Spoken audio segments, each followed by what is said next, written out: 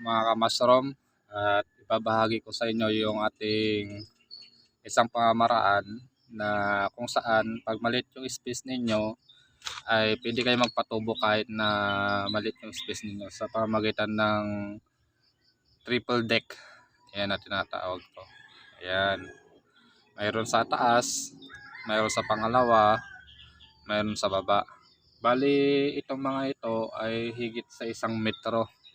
1.5 yung lapad niya. Ganyan.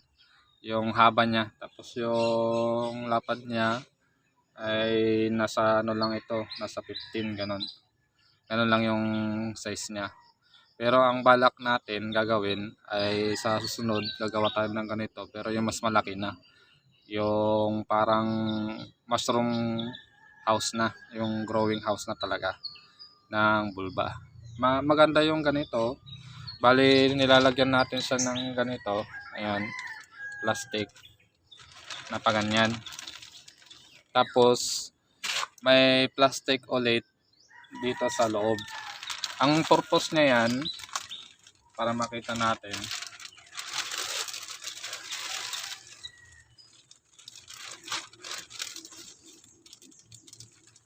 ang purpose ng ito na may plastic sa loob ay para sa ganun, ma-maintain yung moisture niya. Kung makita nyo may moisture sa mga ganyan.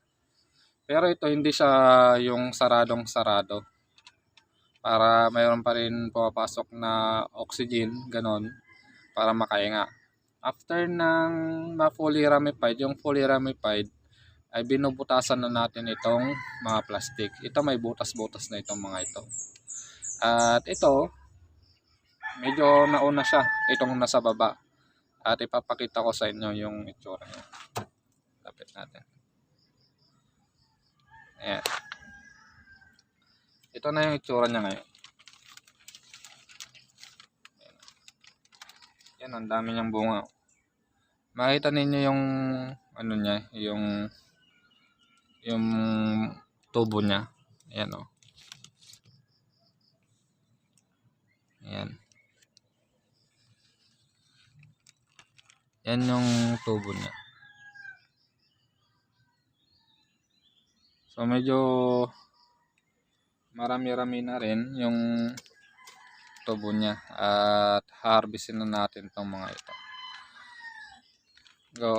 So kung gusto ninyo na magpatubo na malit lang yung space ninyo, gayahin nyo nito. Kasi ito kawayan lang yung ginamit natin ito. Tapos palibot na yan, plastic na malalaki.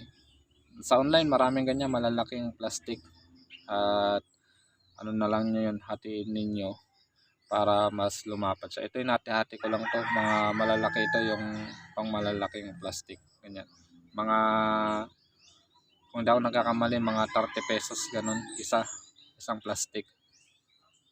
At ito din naman yung sa taas. Ayan. Nagkakaroon na siya ng mga pinheads. Ayan o. Mga pinheads. Yan na fully ramified. Bali ito, mayroon na siyang mga butas kasi fully ramified na siya. Yung sa taas hindi pa masyado, pero marami na rin siyang magpapakita ko sa inyo. Ayan. Marami na rin siyang amag. Kaya lang yung style niyang ano niya, mayroon din dito. Pero ito kasi matagal na. Kung makikita ninyo doon sa iba kong video, 'di ba, na nagtanim din ako ng dayami. Sa ganitong pamamaraan ay pwede siya sa dahon ng saging. Ito dahon naman ng saging. Makikita niyo sa iba kong mga video, dayami lahat 'yan. Ayan, dayami. Yan, palibot 'yan. Ayan. Bali dito muna ako nagpapatubo sa bahay namin na hindi pa tapos. Ayan. So, ganyan lang yung gawin ninyo kung gusto niyo yung kuyahin. Mga kawayan lang yan. At kung may magaling na magkampentero sa inyo, ayan, ipagawa nyo ganun. O kaya Kung kaya nyo naman ay kayo na yung gumawa para hindi kayo magkaroon ng o gumastos pa ng malaki. Ayan. Mga kawayan lang naman to. Ito yung kagandahan. Ayan, pag maliit yung space mo, instead na yan lang, isa lang, mayroon pa sa taas, mayroon pa sa taas. Ayan, pwede pang pang-apat. Ayan, nasa inyo na. Pwede siyang apat na dick. Ayan, apat na dick. Pwede siya para sa ganun mas marami. At pwede nyo rin habaan hanggang 2 meters ganyan. Nasa inyo na o kaya 2.5 meters. At makikita nyo naman oh, ang dami niyang tubo, di ba? Ayan oh. Dami niya namang tubo.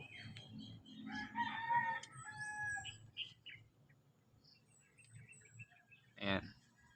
Yan yung tubo niya. At sana nakatulong itong video ito. At ang presyohan na natin ng kabuting saging dito sa amin, bandang Luzon, ay naglalaro sa 300 hanggang sa yung sa farm gate yun o kaya hanggang sa palengke ay naglalaro ng 300 to 500, ayan, 600, gano'n yung presyo ng kabuti. Maganda siyang pang business at maganda yung presyohan kasi mahirap magpatubo at saka kulang supply. So kung gusto mong mag-business o pangkain lamang, ay ilalagay ko dito sa comment section yung link ng aking FB page para i-message niyo ako sa mga interesado at kung paano makakuha ng binhin ng kabuting saging. At mayroon tayong 5+1 na promo. Pag may kinuha kayong 5 ay mayroong free na isa. At nationwide po ito, sa buong Pilipinas napapadala tayo. So yan lang at God bless sa inyong lahat at salamat sa inyong suporta sa akin. God bless.